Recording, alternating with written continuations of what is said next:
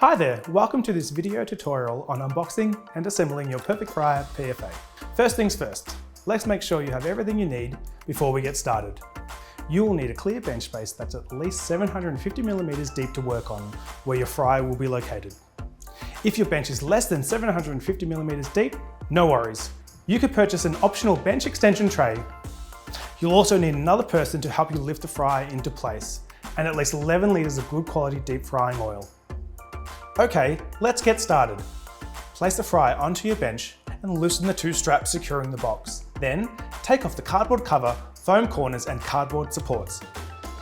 Finally, use a pair of scissors or a knife to cut away the plastic wrapping from around the fryer.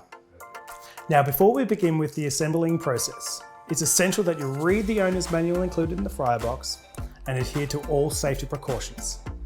Next, open the front door of the fryer, then remove and unwrap all the components, laying them on a clear bench space.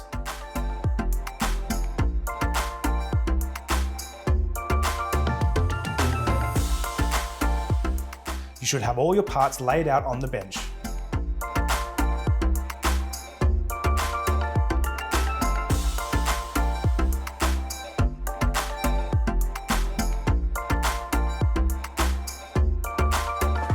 Now, have one person tilt the unit to one side while the other person screws in the legs.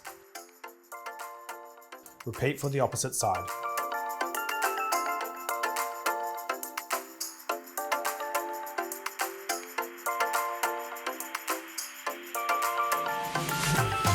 Remove the yellow cap from the female assembly and place it on the holder at the top of the machine. Take the flap door and line up the two hinges, inserting the door into place.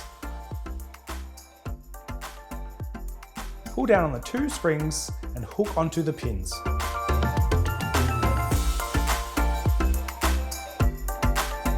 Insert the drawer slide assembly and tighten all 4 screws. Make sure the screws are only finger tight.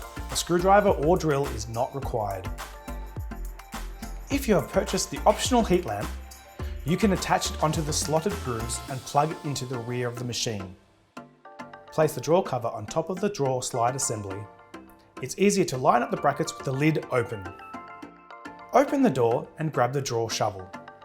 Insert the right-hand side pin first, then guide in the left-hand side.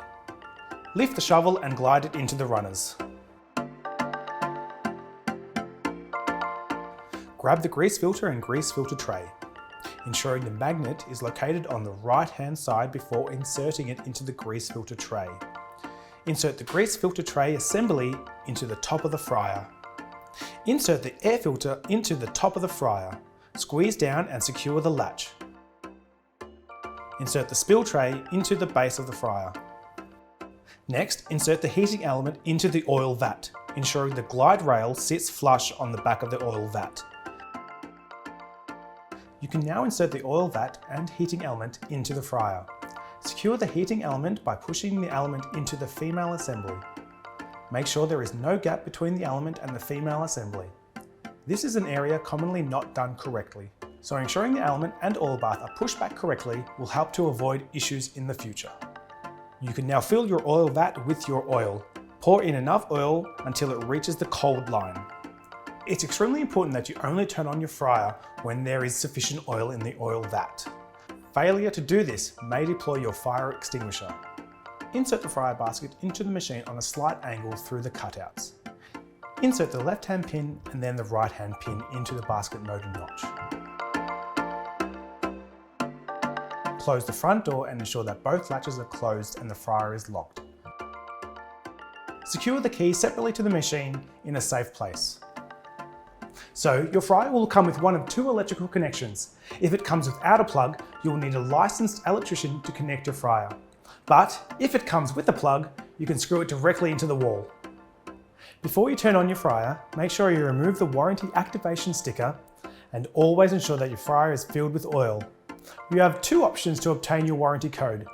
You can either call our office or follow the prompts on the sticker. And that's it! You've successfully assembled your perfect fryer. So go ahead and enjoy cooking.